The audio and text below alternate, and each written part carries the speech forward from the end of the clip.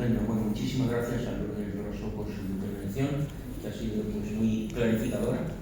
Y nosotros pues pasamos ya a la siguiente conferencia, que nos la va a dar don Fernando del Moral Hacha, natural de Madrid, ordenado sacerdote en el año 2011, licenciado en Teología por la Universidad Eclesiástica de San Damaso, adjunto a la dirección de la Oficina de las Causas de los Santos de la Conferencia Episcopal Española y vicario parroquial de Santo Tomás Moro de Majadahonda, en Madrid, y colaborador de una causa martirial de la Diócesis de Madrid. Por eso habla sobre el tema la esperanza en algunos laicos y consagrados mártires de la Diócesis de Madrid. Bienvenido a Sevilla, don Fernando. Suya es la palabra y nuestro el gozo de escuchar. Pues muchas gracias por la presentación, Federico. El año pasado, cuando fui a las de Barcelona, me quedé yo con mucha ilusión porque al ver el programa vi que intervenía Federico Cisneros, al que yo conocí hacía tiempo y hacía tiempo que no le veía. Y yo llegué allí y yo, por más que miraba, no le veía. Pero claro, era el padre y no el hijo. Entonces yo conocía al hijo sacerdote y no al padre. Pues en primer lugar, mi agradecimiento a don Martín Ibarri, a la asociación de Amaban, que me han querido invitar por segundo año, y como decía Lourdes antes, saludo con particular afecto a don Juan Antonio Martínez Camino, obispo auxiliar de Madrid, y agradezco a todos los asistentes su presencia. El título ya ha sido anunciado, y para comenzar mi sesión quiero recordar, que salía también ayer, lo que el Catecismo de la Iglesia Católica dice al respecto de la virtud de la esperanza. La define como la virtud teologal por la que aspiramos al reino de los cielos y a la vida eterna como felicidad nuestra, poniendo nuestra confianza en las promesas de Cristo y apoyándonos no en nuestras fuerzas, sino en los auxilios de la gracia del Espíritu Santo. La virtud de la esperanza, continúa el texto, corresponde al anhelo de felicidad puesto por Dios en el corazón de todo hombre. Asume las esperanzas que inspiran las actividades de los hombres, las purifica para ordenarlas al reino de los cielos, protege del desaliento, sostiene en todo desfallecimiento, dilata el corazón en la espera de la bienaventuranza eterna.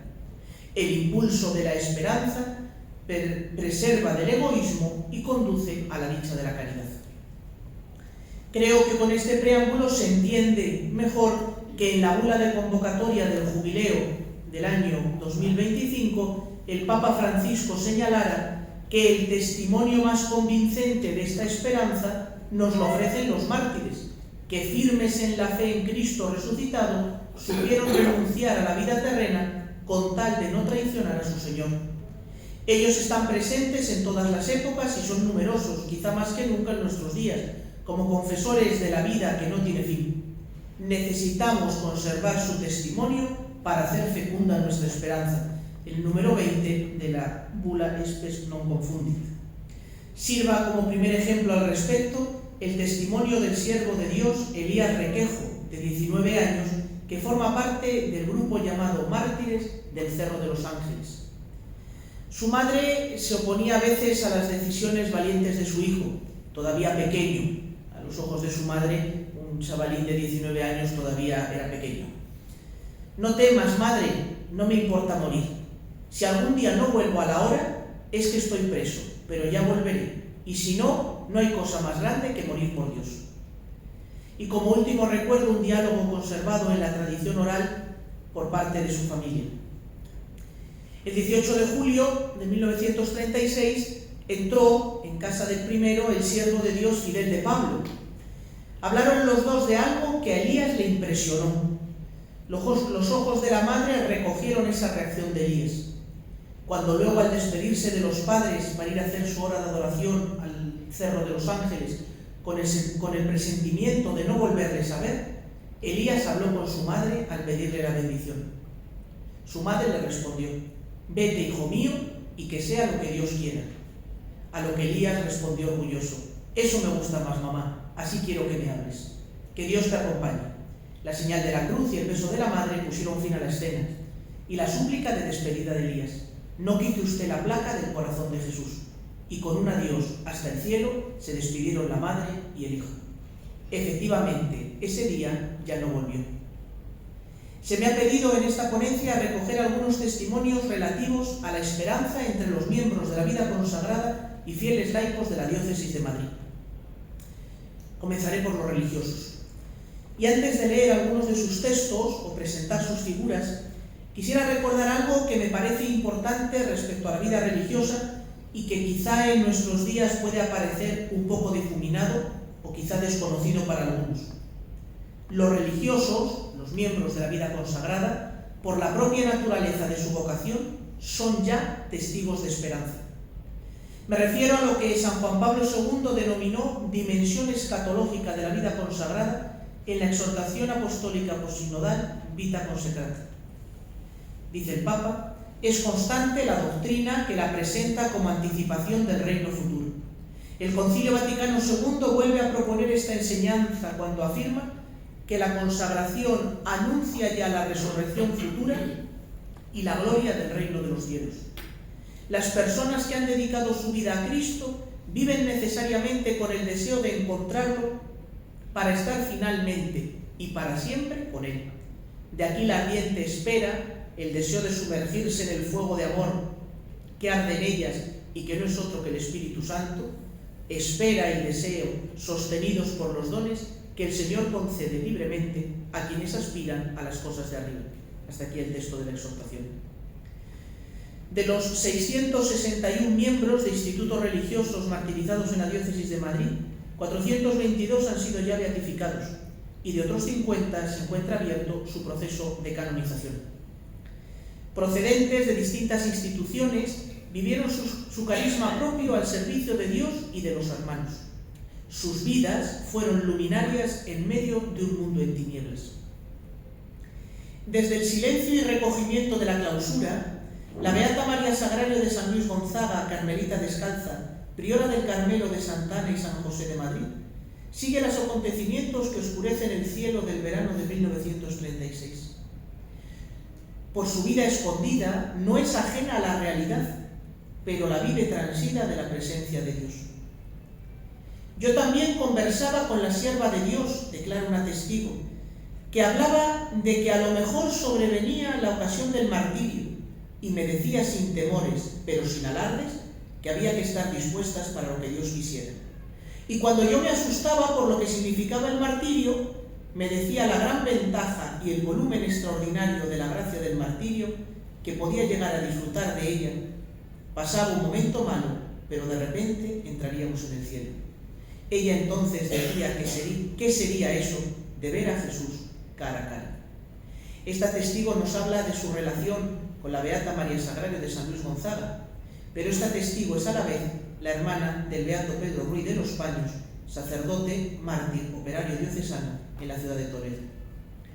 No faltaba la alegría en aquel monasterio de carmelitas de Santa Ana y San José, ya antes de las circunstancias del 36, cuando en torno a la quema de conventos e iglesias en 1931 habían compuesto una coplilla carmelitana que decía así: con fervor se preparan las monjas de Santa Ana a ser quemadas vivas dentro de una semana. Esa misma realidad la testimonia también el beato Gregorio Escobar García, religioso oblato de María Inmaculada de la comunidad de Pozuelo de Alarcón, ordenado sacerdote en junio de 1936. En una carta escrita 9 meses antes de su martirio, decía: siempre me han conmovido hasta lo más hondo los relatos del martirio que siempre han existido en la Iglesia, y siempre al leerlos un secreto deseo me asalta de correr la misma suerte que ellos. Ese sería el mejor sacerdocio a que podríamos aspirar todos los cristianos, a ofrecer cada cual a Dios su propio cuerpo y sangre en holocausto por la fe. Qué dicha sería la de morir mártir. Dios se lo concedería como regalo de su ordenación. He señalado solo 2 testimonios, pero de cada uno de ellos se puede afirmar que vivían con clara conciencia de su paso temporal por este mundo y de cómo alimentaban sus deseos del cielo, antes de que se produjeran los primeros inicios de la persecución, pero también después. Sin embargo, en la citada bula de convocatoria del jubileo, el Papa Francisco nos invitaba a dar un paso más. Decía así: además de alcanzar la esperanza que nos da la gracia de Dios, también estamos llamados a redescubrir en los signos de los tiempos que el Señor nos ofrece un signo de esperanza. Como afirma el Concilio Vaticano II, es deber permanente de la Iglesia escrutar a fondo los signos de la época e interpretarlos a la luz del Evangelio, de forma que, acomodándose a cada generación, pueda la Iglesia responder a los perennes interrogantes de la humanidad sobre el sentido de la vida presente y de la vida futura y sobre la mutua relación de ambas. Por ello es necesario poner atención a todo lo bueno que hay en el mundo para no caer en la tentación de considerarnos superados por el mal y la violencia. En este sentido, los signos de los tiempos que contienen el anhelo del corazón humano, necesitado de la presencia salvífica de Dios, requieren ser transformados en signos de esperanza. Por eso en esta intervención me gustaría señalar cómo los mártires fueron también constructores de esperanza, o como acaba de decir doña Lourdes Grosso, fueron faros de esperanza. Luchando por hacer un mundo más justo según la lógica del Evangelio. Muchos de ellos, consagrados y laicos, lucharon por poner esperanza en el corazón de los niños y jóvenes, de los enfermos, de los trabajadores, utilizando todos los medios a su alcance. Porque eran hombres de esperanza, procuraron transmitirla a manos llenas.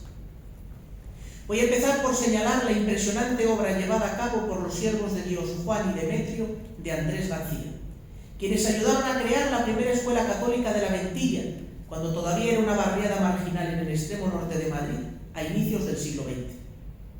El brusco desarrollo económico que provocó la neutralidad española en la Primera Guerra Mundial y su papel de proveedor industrial de los dos bandos enfrentados en combate, hizo que en las grandes ciudades florecieran numerosas industrias que requerían mano de obra barata y sin formación. Fue así como surgieron numerosos barrios, como el de la Ventilla, poblados por obreros llegados desde las regiones menos desarrolladas y rurales del país. Era una zona abandonada a su propia suerte, con una precariedad en sus viviendas, casi todo un chabolismo, y una profunda secularidad. Para hacernos una idea, a principios de los años 20, había en Madrid en torno a 30.000 niños sin escolarizar. Esta situación potenció la labor de la Iglesia en favor de la educación en barrios periféricos de la capital. Figuras como la de la venerable Luz Rodríguez Casanova, fundadora de las Damas Apostólicas del Sagrado Corazón, o el Apostolado de la Acción Católica, se hizo presente en estas barriadas. Los siervos de Dios, Juan y Demetrio de Andrés García, eran dirigidos del santo jesuita José María Rubio, que les había contagiado su profundo amor eucarístico y el compromiso social. Fue así como llegaron los dos hermanos de Andrés, profesores y miembros de la Acción Católica, a organizar un sistema educativo religioso para niños y mayores en la zona obrera de la Ventilla. La labor no fue fácil, comenzarían en un piso de manera muy modesta. En 1925, hace ahora 100 años, adquieren los fondos necesarios para comenzar a construir algo más grande, inaugurándose 3 años después la iglesia, la escuela y las casas para los maestros. Antes de estallar la guerra civil tenían 400 estudiantes a los que atienden en 3 turnos, siendo el de la noche de formación profesional. La labor de estos dos maestros no fue simplemente la de transmitir unos conocimientos científicos o culturales, sino la formación integral de la persona y de esta manera la transformación de aquel barrio y de la sociedad. Junto a otros que acudían allí a evangelizar, los hermanos de Andrés consagraron su vida a aquellos jóvenes y niños. Fueron martirizados el 23 de octubre de 1936. La causa general se lee que eran propagandistas de la educación cristiana en medio de aquel barrio. En segundo lugar, vamos a detenernos en la gran labor de esperanza llevada a cabo por los 42 hermanos hospitalarios de San Juan de Dios en sus casas de Cienpozuelos y de Carabanchel Alto. El asilo hospital de San Rafael en Madrid había sido fundado en 1912. Su finalidad era la atención a niños desvalidos y lisiados pobres. Pasaban de 200 el número de niños hospitalizados e ilimitado el atendido en las distintas especialidades del ambulatorio y la consulta pública. El Instituto de San José, en Carabanchel, había sido fundado en 1899 por San Benito Meni, restaurador de la orden hospitalaria en España. Había sido fundado con la especialidad de atender enfermos epilépticos. El esmero y caridad con que eran atendidos los niños hospitalizados y cuantos acudían a sus consultorios conquistaron el cariño y la confianza del pueblo madrileño que lo sostenía con abundantísimas limosnas. Esos hermanos hospitalarios de San Juan de Dios eran hijos fieles del gran héroe de la caridad que fue San Juan de Dios.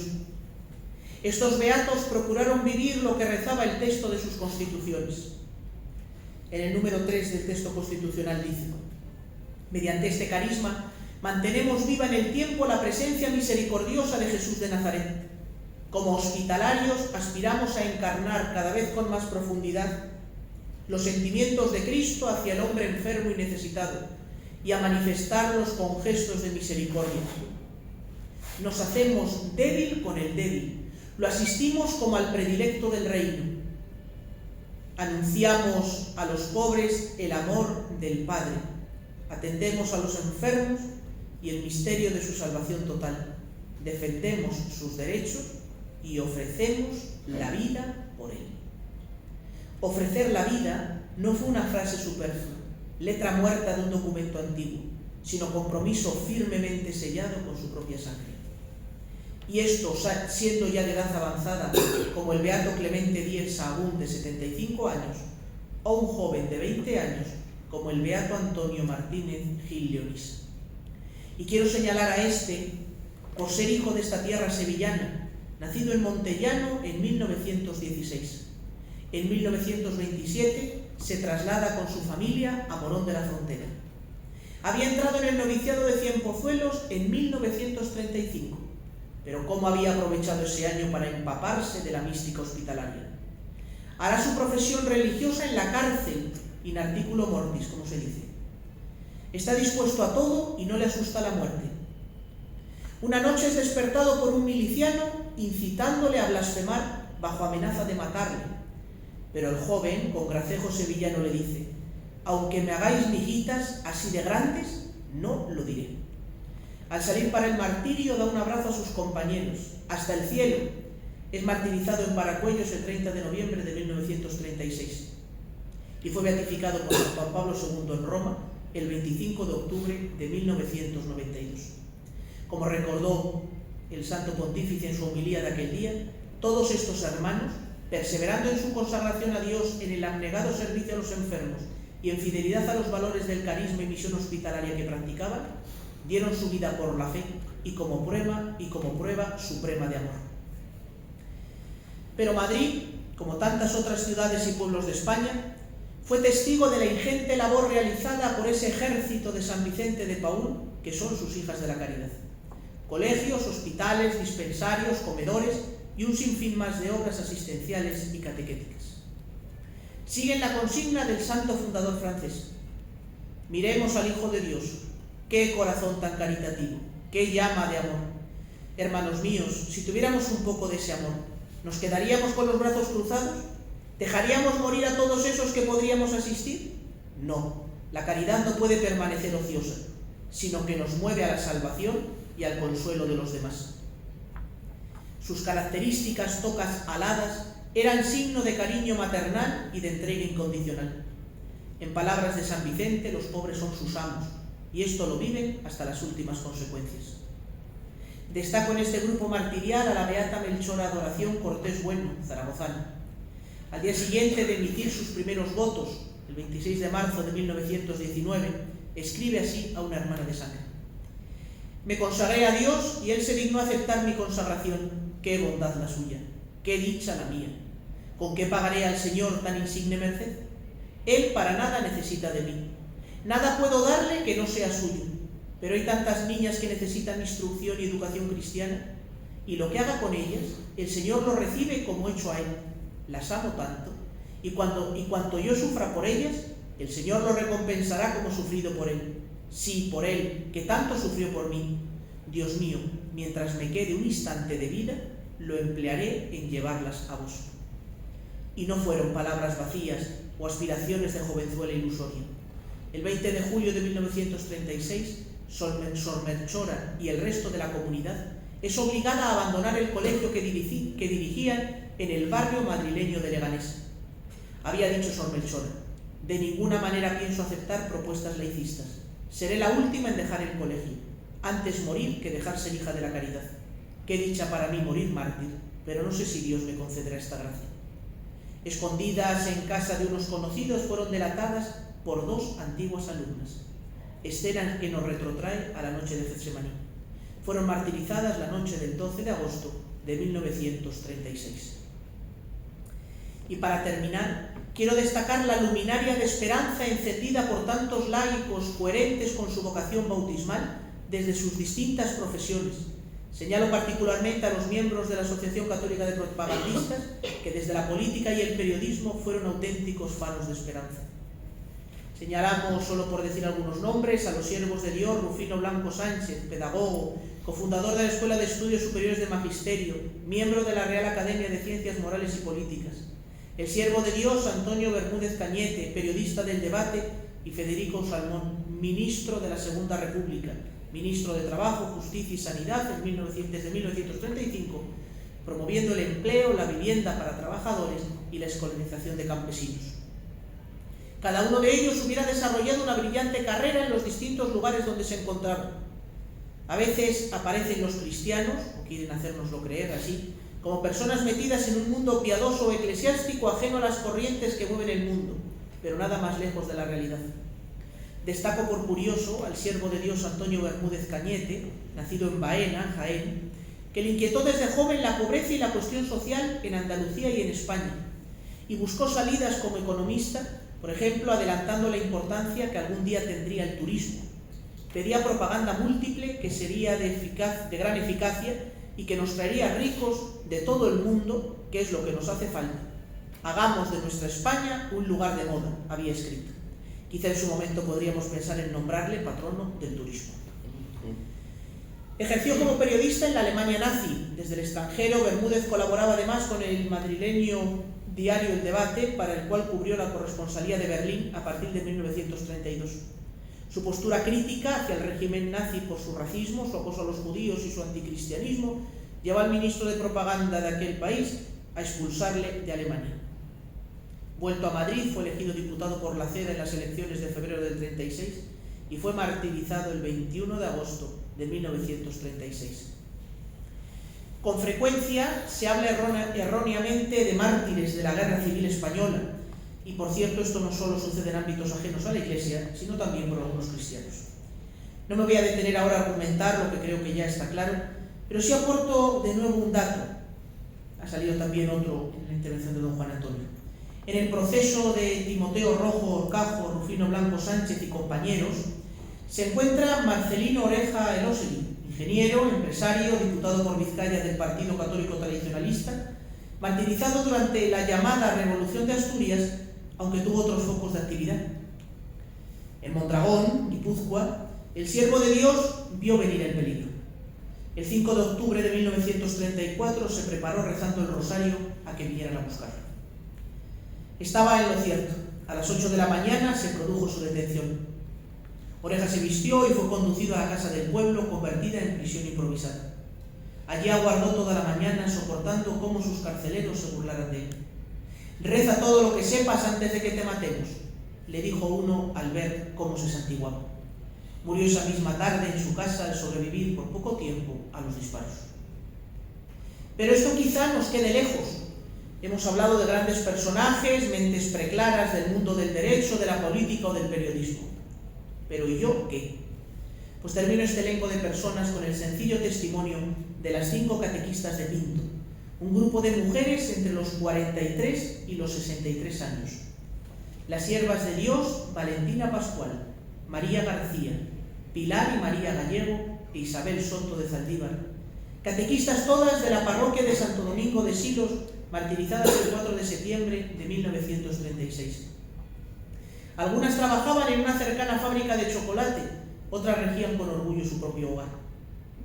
Enseñaban a los niños el catecismo y lubricaron con su sangre el testimonio de su vida.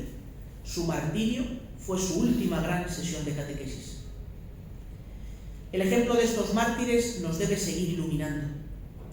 El 15 de diciembre de 2007 tenía lugar en la Basílica de San Lorenzo del Escorial una misa en acción de gracias por los recién beatificados, lo habían sido el pasado 28 de octubre, de 98 frailes de la Orden de San Agustín.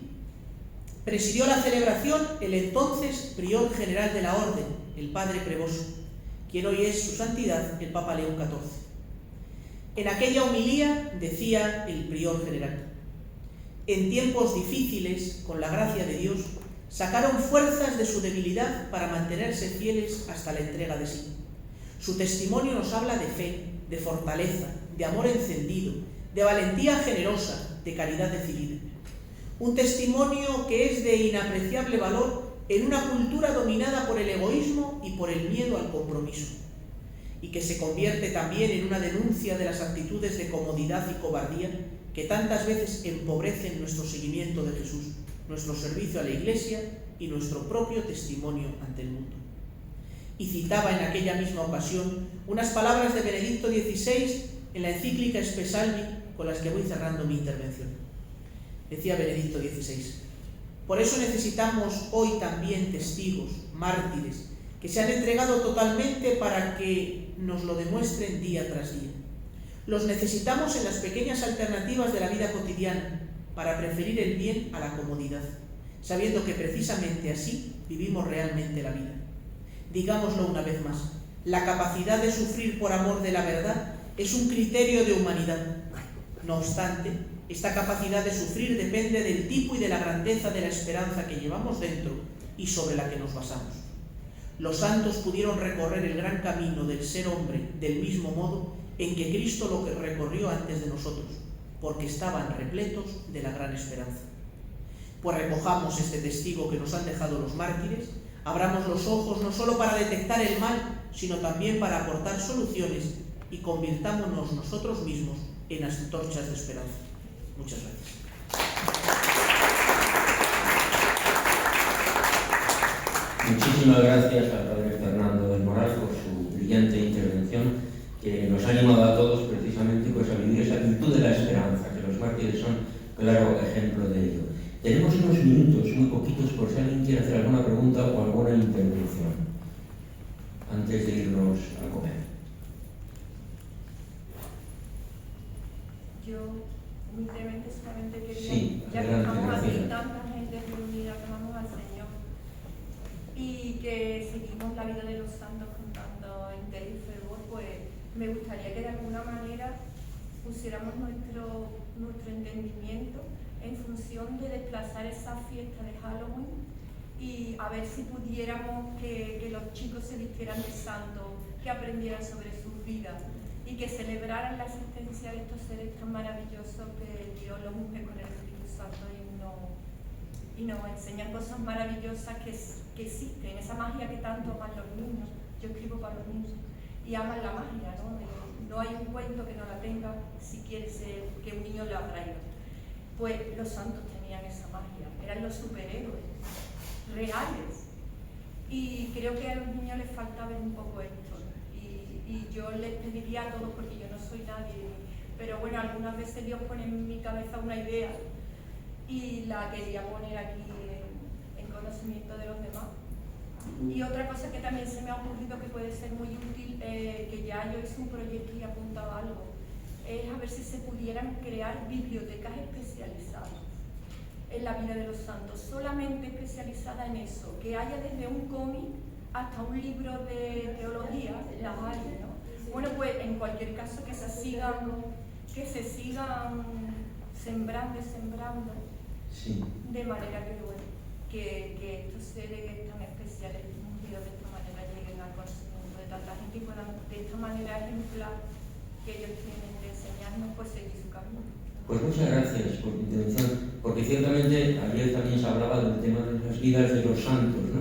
De la importancia de difundir y escribir esas vidas de santos, y hay muchas cosas pues muy publicadas y hay colecciones pues muy hermosas, ¿no? Y luego que decía de la celebración del Día de Todos los Santos, que ciertamente pues hay colegios, y bueno, pues aquí en Andalucía y en Sevilla en concreto, pues hay colegios que ya llevan varios años, algunos ya llevan muchos años, pues celebrando la fiesta de Todos los Santos, que los niños pues se disfrazan del santo de su devoción o de quien sea, ¿no?